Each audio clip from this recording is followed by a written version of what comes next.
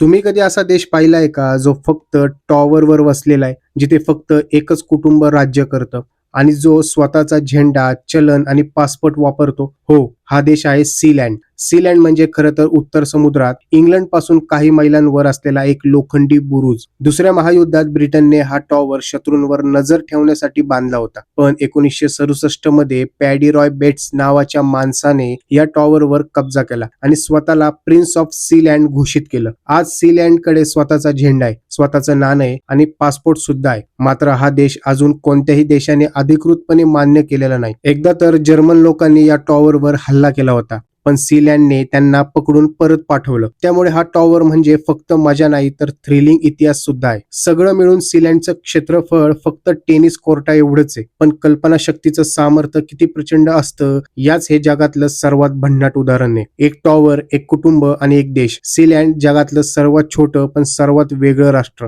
तुम्हाला या देशाबद्दल माहिती होती का? मला कमेंट बॉक्समध्ये नक्की सांगा आणि अशाच माहितीसाठी विषय असा चॅनलला कृपया सबस्क्राईब नक्की करा. धन्यवाद.